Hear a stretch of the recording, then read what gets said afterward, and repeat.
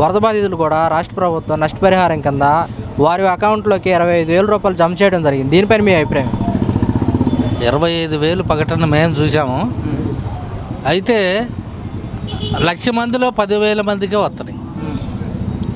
మిగతా వాళ్ళకి 10 మంది అని 10,000 అని అట్టా ప్రకటించారు. అవి ఎంత మటుకు అందరికి న్యాయం జరిగిందో లేదో కూడా తెలియదు.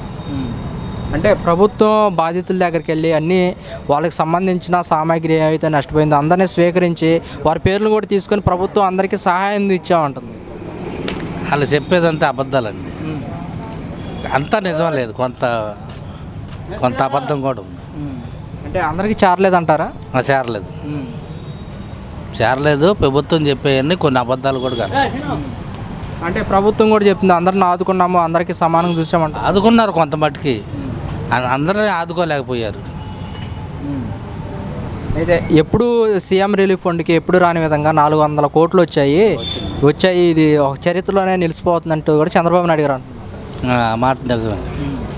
ఆ డబ్బంతా మామూలుగా 25,000 ప్రకటించిన దానికి 1,00,000 రూపాయల వరకు ఇచ్చినా వాళ్ళకి కొంతలో కొంతనా వాళ్ళు గట్ల అయ్యేవాళ్ళు. 25,000 అనేతలకే ఎందుకు పనికి రాకుండా అయిపోయినాయి. వాళ్ళు 25,000 కాకుండా ఇంకా ప్రభుత్వం ఎక్కువ సాయం చేస్తే బాగుంది.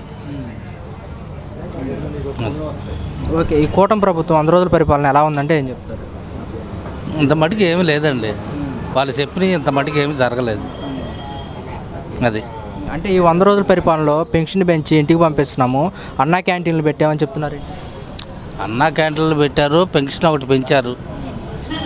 అంతేగా పెన్షన్ ఎవరికి? ముసలోళ్ళకి, 60 సంవత్సరాలు దాటిన వాళ్ళకి. మిగతా వాళ్ళకి, ఆడవాళ్ళకి, చదువుకునే పిల్లలకి, ఇలాంటి వాళ్ళకి ఏమీ లేదు. వాళ్ళకు కూడా ఏదో ఒకటి చేస్తే బాగుంటుందని అనుకుంటున్నాను. చంద్రబాబు నాయుడు గారు ఎన్నికల ప్రసారాల్లో సూపర్ 6 హామీలు అని చెప్పేసి పెట్టారు. వాటిపైన మీ అభిప్రాయం? సూపర్ 6 అతను కరెక్ట్గా చెయ్యాలండి. చేయకపోతే మట్టుకి ప్రజలు ఊరుకోరు. ఎందుకంటే 100 రోజులే కదా అని చెప్పేసి ఆగారు. కానీ క్రమాన ఒక 6 నెలలు దాటితే ప్రజలు ఎగబడతారు. ఈ సూపర్ 6 హామీలు చూస్తుంటే నా భయం అవుతుంది, రాష్ట్ర ప్రజలందరూ కూడా అర్థం చేసుకోవాలని చంద్రబాబు నాయుడు గారు అంటున్నమాట.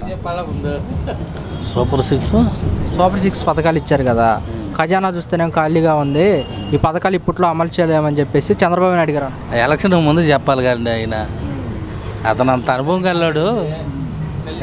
సూపర్ 6 హామీలు ఇస్తాను, అతను చేతకాని గవర్నమెంట్, నేను సంపద సృష్టిస్తాను అని చెప్పిన మాటలని జనం అందరం విన్నాం. అతను ఏదో రకంగా చెయ్యాలి. ఇప్పుడు సంపద లేదు, వెనకమాల లేదంటే అది జనం నమ్మరండి. కాదు, ఇప్పుడు మరి ఆ చెప్పిన పథకాలు అమలు చేయకపోతే ప్రజలకు మరి వ్యతిరేకత వచ్చే అవకాశం ఉంది కదా? వచ్చొద్దండి. ఇంకో 3 నెలలు 2 నెలలు చూస్తారు, ప్రతి ఒక్కరు ఎగబడతారు. అది మటే సత్యం. అదే జగన్మోహన్ రెడ్డి గారు అంటున్నారు, మా ప్రభుత్వం అధికారంలోకి వస్తే పిల్లలకు అమ్మఒడి కానివ్వండి, చేత డబ్బులు కానివ్వండి, మహిళలకు అందించేవాళ్ళం అంటున్నారు. నిజమేనంటారా? ఆల్రెడీ అతను 5 ఏళ్ల నుంచి చేశాడు. ఇతను చెప్పినట్టు మిగతా అన్నీ నేను ఇవ్వలేను, లాగుడు ఇచ్చినంతే నేను ఇస్తాను, అంతకాడికి ఎక్కువ ఇవ్వలేను అన్నాడు. అతను ఇచ్చిన నాళ్ళు ఏ లోటు లేకుండానే ఉంది. 100 రోజులు అవుతుంది, పిల్లలకి స్కూల్కి వెళ్తున్నారు, ఇంతవరకు వాళ్ళకి తల్లికి వందనం అన్నారు, వేయలేదని కూడా జగన్మోహన్ రెడ్డి గారు అంటున్నమాట. ఎవరికి వేయలేదండి. ఒక పెన్షన్ పెంచాడు, అన్నా క్యాంటీన్లు ఓపెన్ చేశాడు. అన్నా క్యాంటీను, పింఛను ఈ సూపర్ 6లో లేవండి. Super 6 separate. గ్యాస్ బండలు రాలా, అమ్మకి వందనం రాలా, పిల్లలకు 1,500 రాలా, గ్యాస్ బండలు రాలా, ఉచిత బస్సు లేదు.